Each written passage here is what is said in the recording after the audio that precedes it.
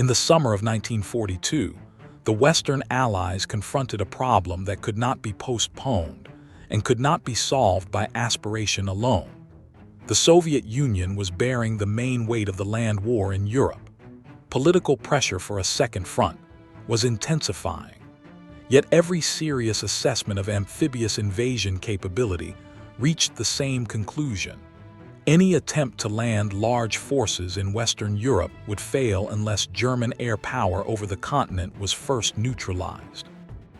This was not a novel realization. Since the First World War, military planners had understood that control of the air was a prerequisite for freedom of action on land and sea. What was new in 1942 was the scale of the requirement.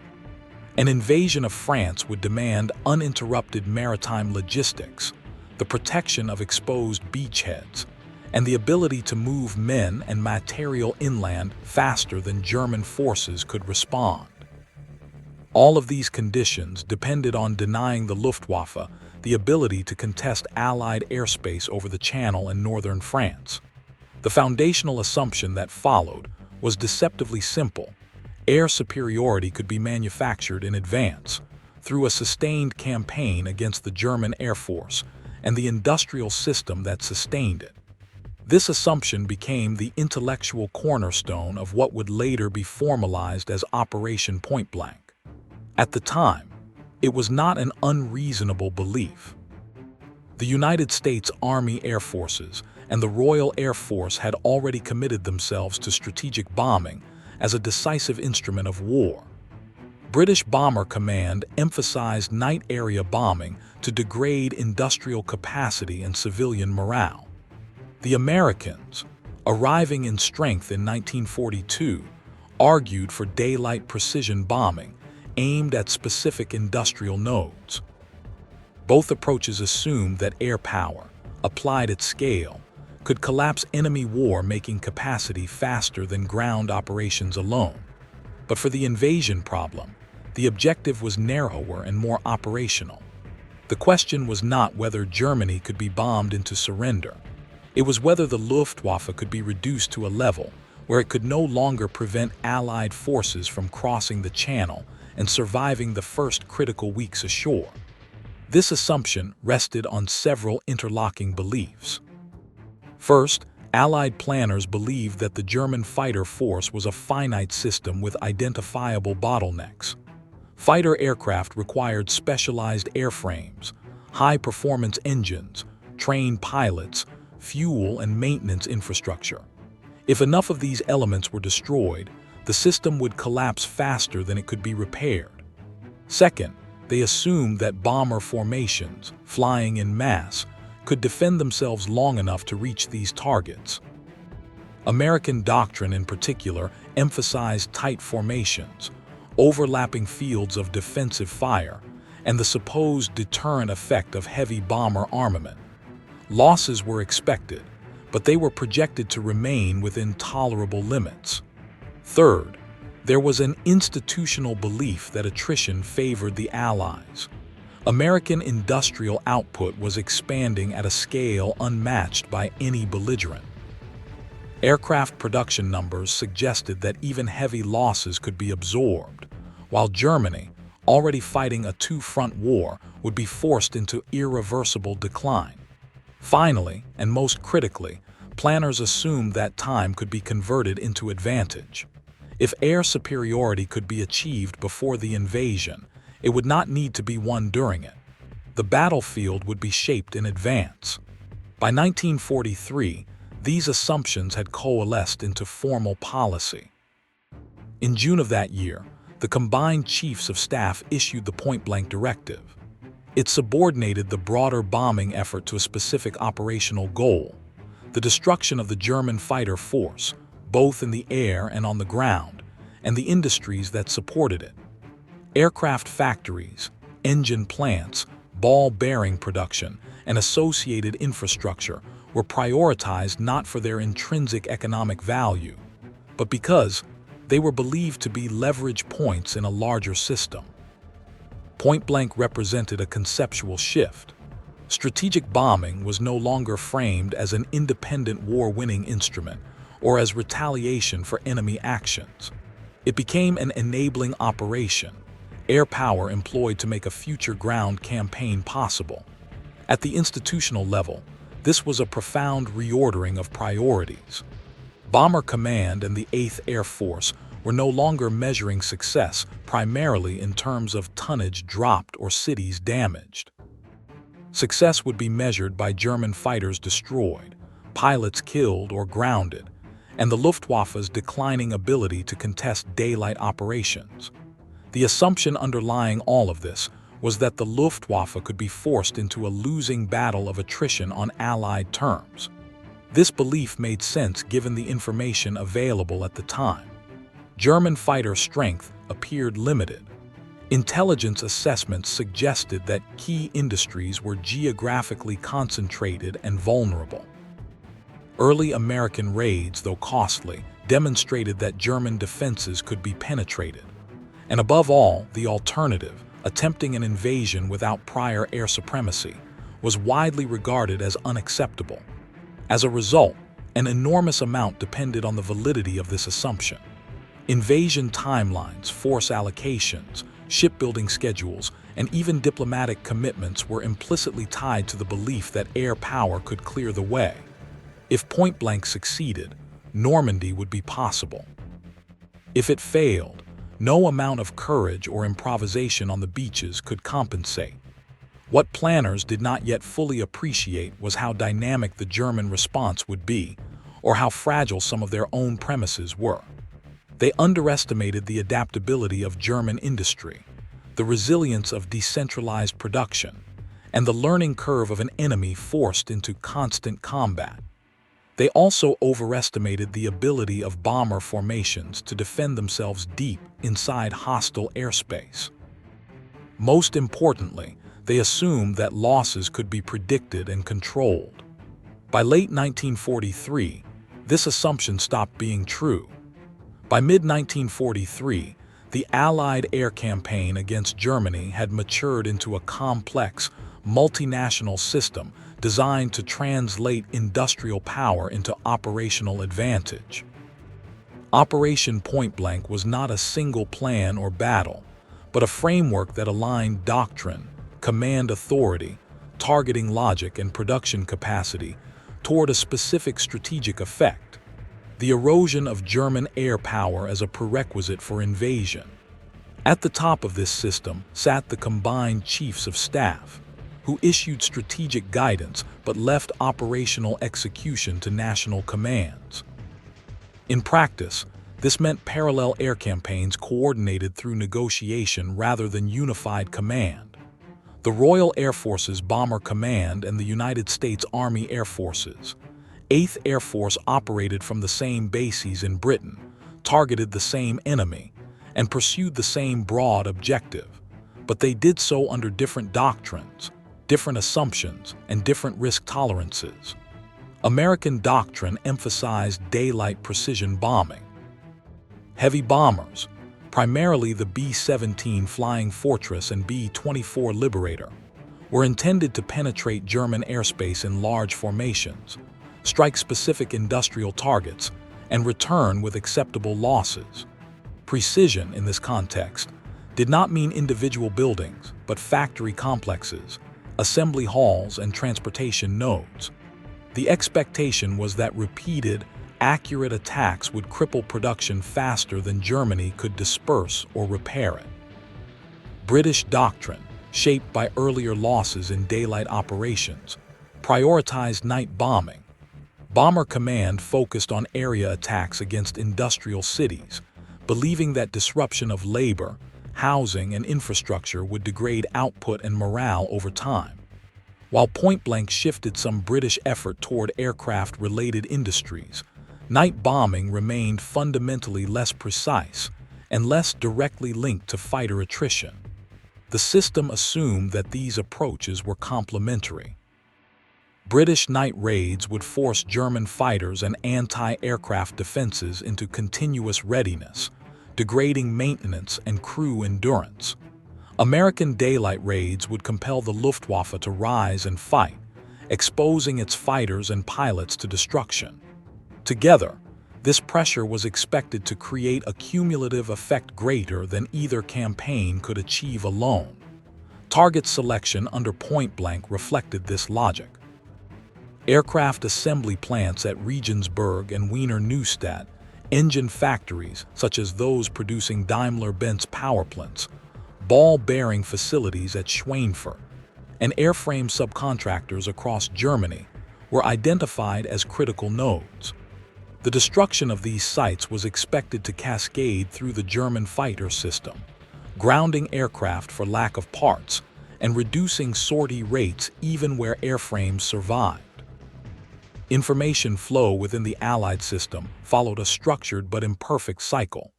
Intelligence assessments drew on aerial reconnaissance, signals intelligence, prisoner interrogations, and industrial analysis. Target priorities were adjusted based on observed damage, German repair rates, and estimates of production loss.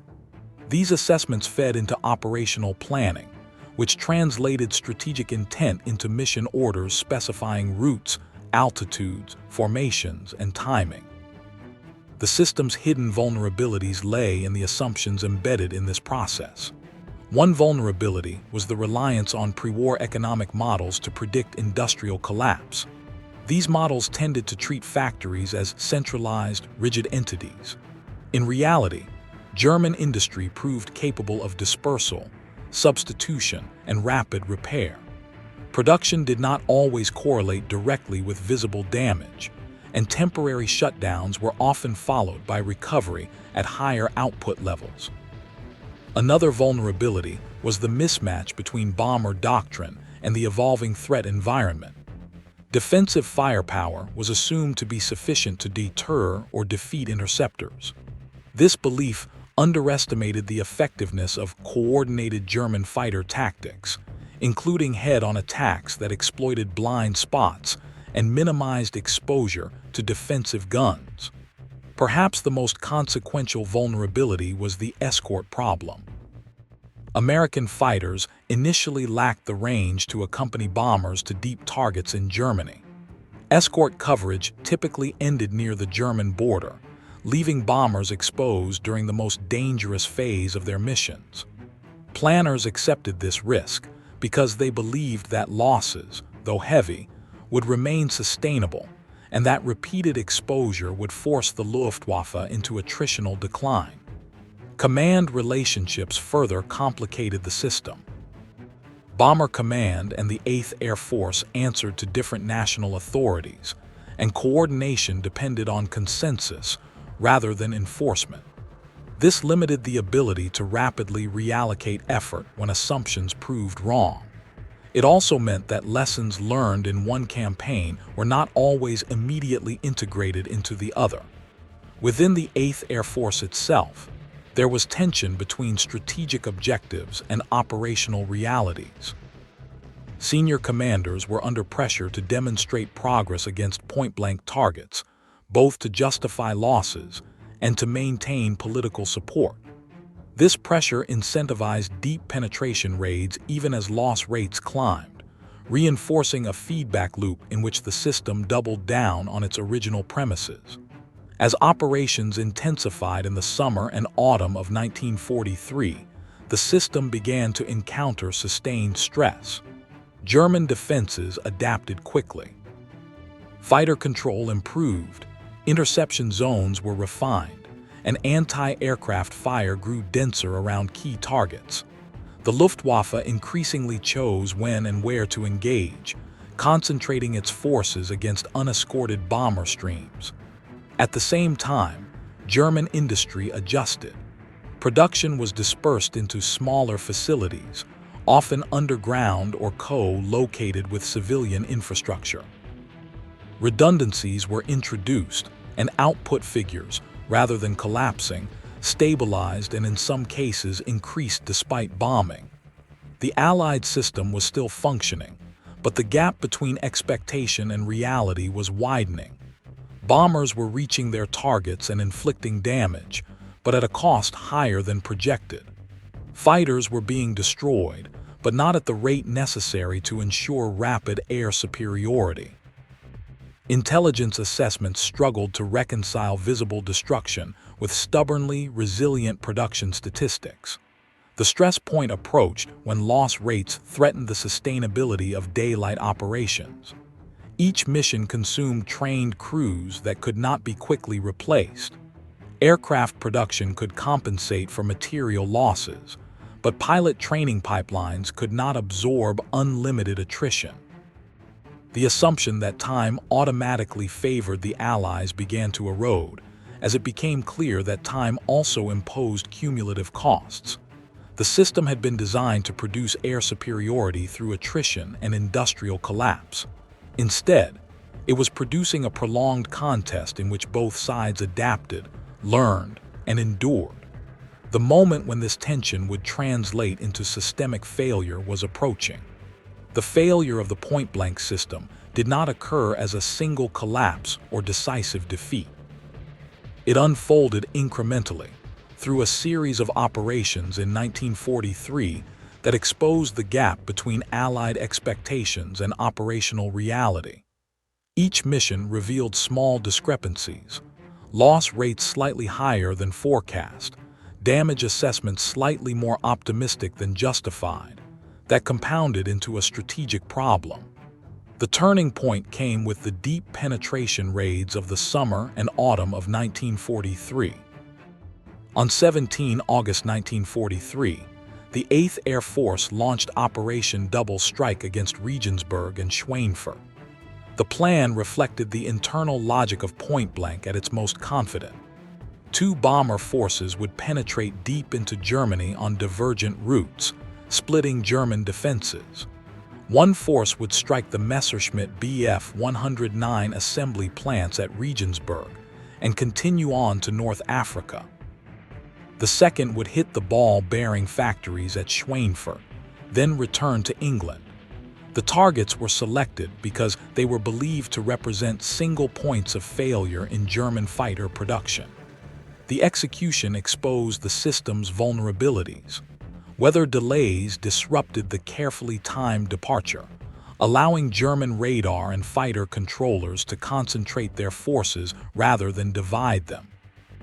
Escort fighters turned back near the German border, as expected, leaving the bombers exposed for hundreds of kilometers. German fighters attacked aggressively, employing head-on passes and coordinated group tactics refined through months of experience. Losses were severe. Of the 376 bombers dispatched, 60 were destroyed and many more damaged. Casualty rates exceeded 10%, levels that bomber doctrine itself had defined as unsustainable.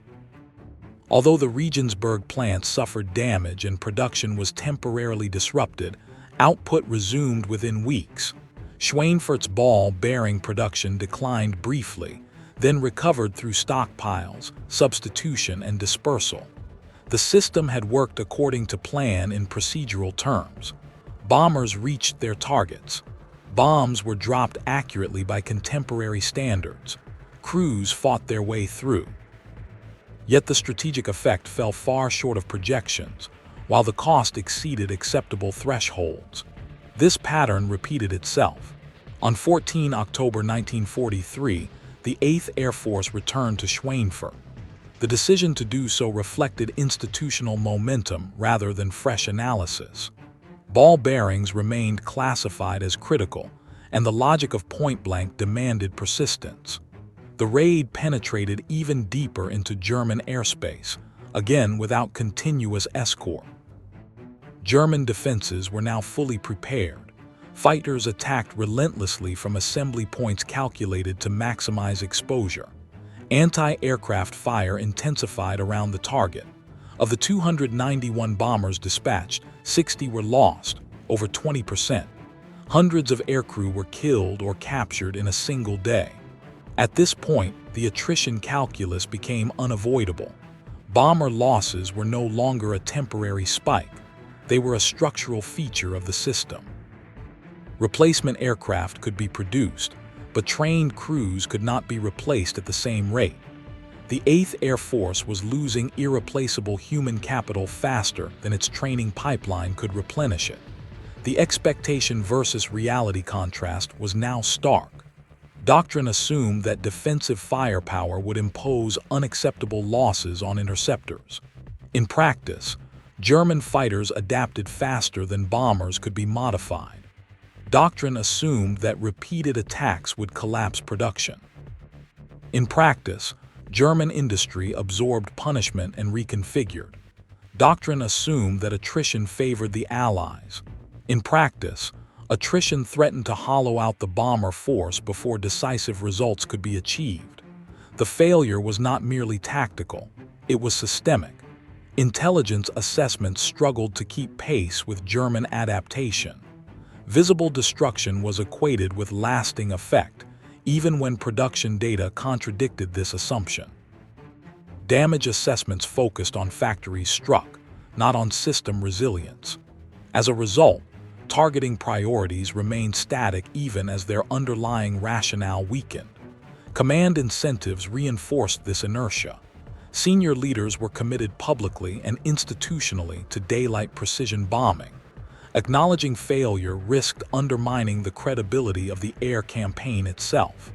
As a result, the system continued to apply pressure in ways that generated diminishing returns. What commanders did not yet fully understand was that the Luftwaffe was not fighting a symmetrical attrition battle. German fighters were operating near their bases, over friendly territory, with shorter transit times and more opportunities to disengage. Downed German pilots were often recovered and returned to service. Downed Allied crews were lost permanently. Each engagement imposed unequal costs even when losses appeared numerically comparable. By late 1943, this asymmetry became operationally decisive. The Luftwaffe was absorbing aircraft losses, but preserving pilot experience. The 8th Air Force was preserving aircraft numbers, but losing trained crews. The system designed to destroy the German fighter force was instead bleeding itself. At this stage, daylight deep penetration bombing without full escort coverage effectively ceased. The operational pause was not officially framed as a retreat, but its implications were clear. The original point-blank assumption, that bomber formations could fight their way to decisive targets unaided, had been falsified. The irreversible moment had arrived quietly. There was no formal declaration that doctrine had failed, but mission profiles changed, target depth was reduced, and planners waited for a technological solution to a doctrinal problem. That solution arrived in the form of long-range escort fighters, particularly the P-51 Mustang. With external fuel tanks and efficient engines, these aircraft could accompany bombers to and from deep targets, engage German fighters proactively, and impose attrition on the Luftwaffe under far more favorable conditions. The introduction of effective long-range escort marked the end of the failure phase, but it did not erase its cost. Hundreds of bombers lost, thousands of aircrew killed or captured, and months of stalled progress were the price paid for discovering the limits of the original system. If you find this kind of forgotten military history as compelling as we do, we'd be honored if you'd consider subscribing. These stories matter because they explain not just what happened, but why. Only after these losses did the logic of point-blank begin to function as intended.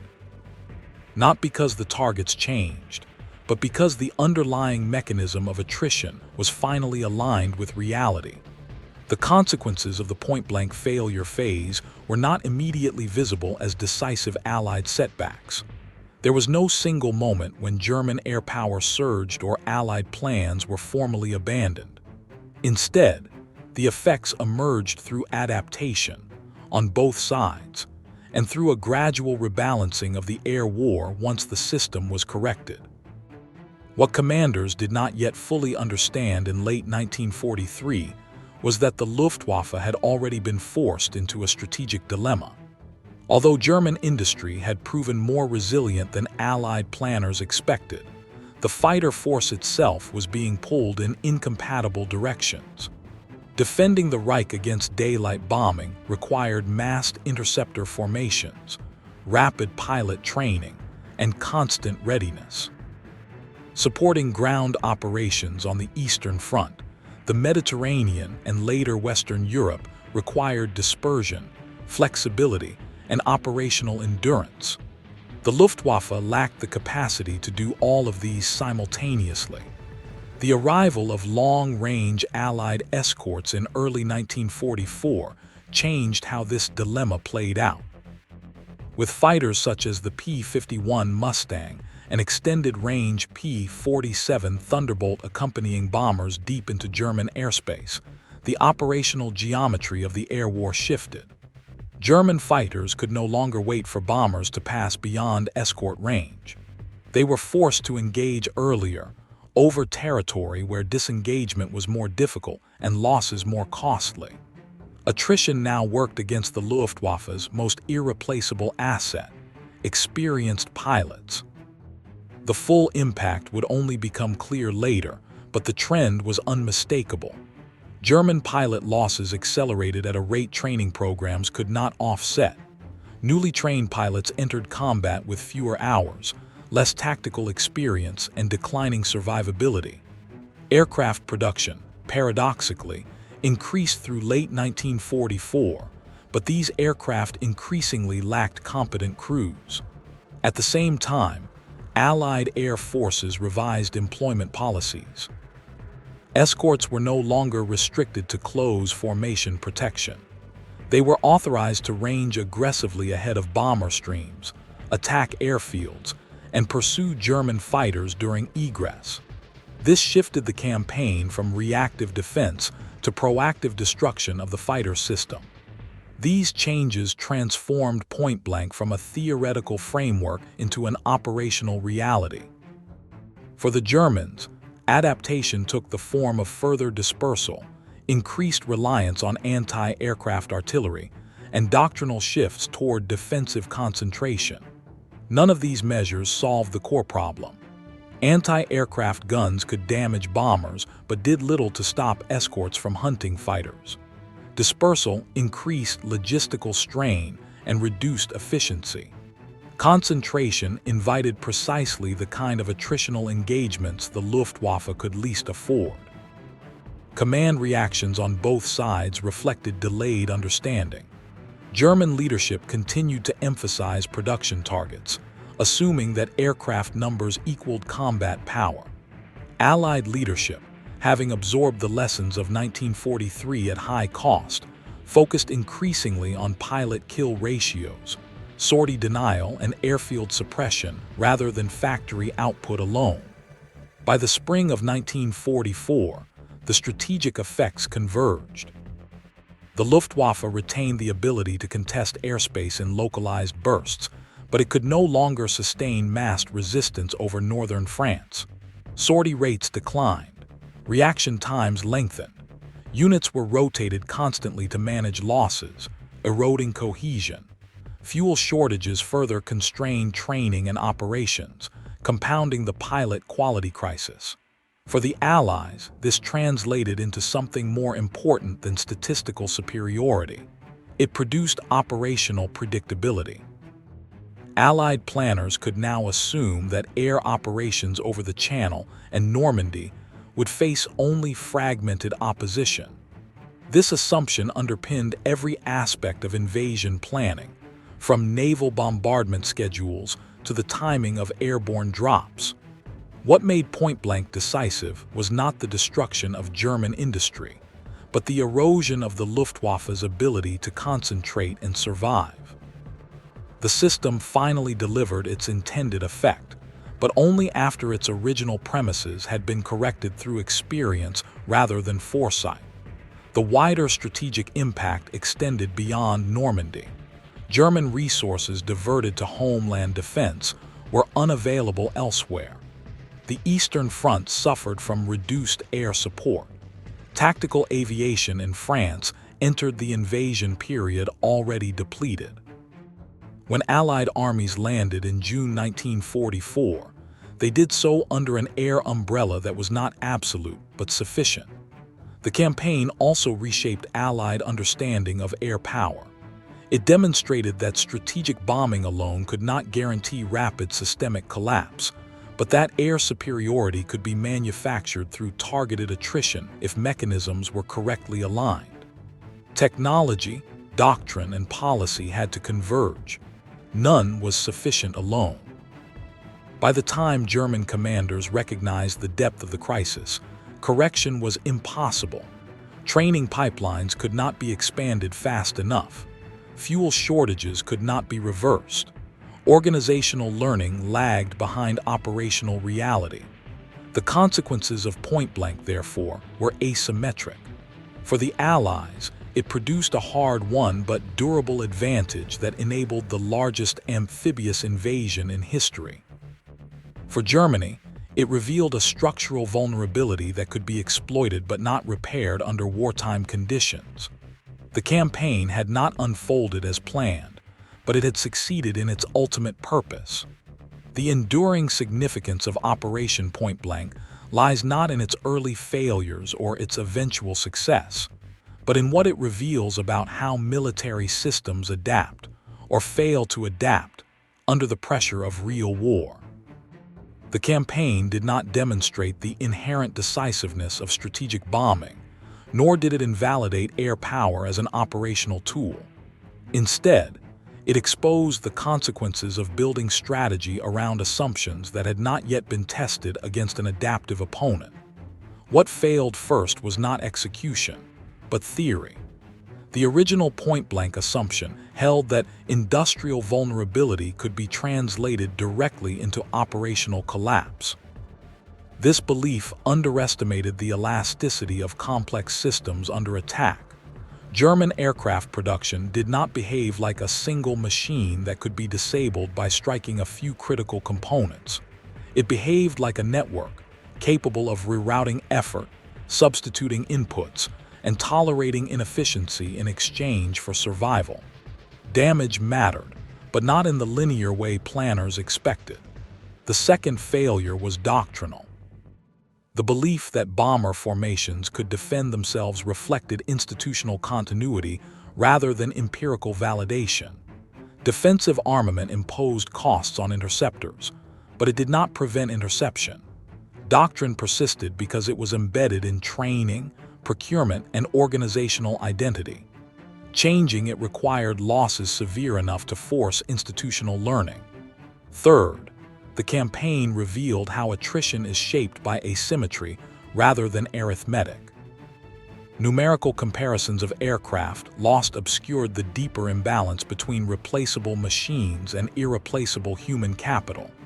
The Luftwaffe's ability to recover down pilots early in the campaign, and the Allies' inability to do the same, created divergent trajectories even when losses appeared comparable on paper.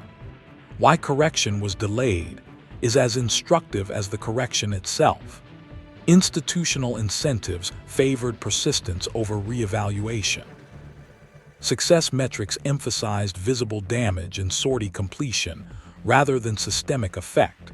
Commanders operated under political and organizational pressure to validate pre-war doctrine. Intelligence systems measured what they were designed to measure, not what the problem required. Correction became possible only when technology, doctrine, and policy aligned. Long-range escort fighters did not merely extend coverage, they changed the attrition mechanism itself. When escorts were empowered to seek combat rather than avoid it, the system finally imposed costs where the enemy could not absorb them.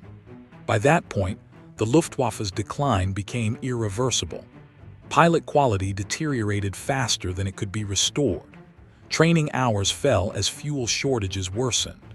Organizational learning lagged behind operational demands.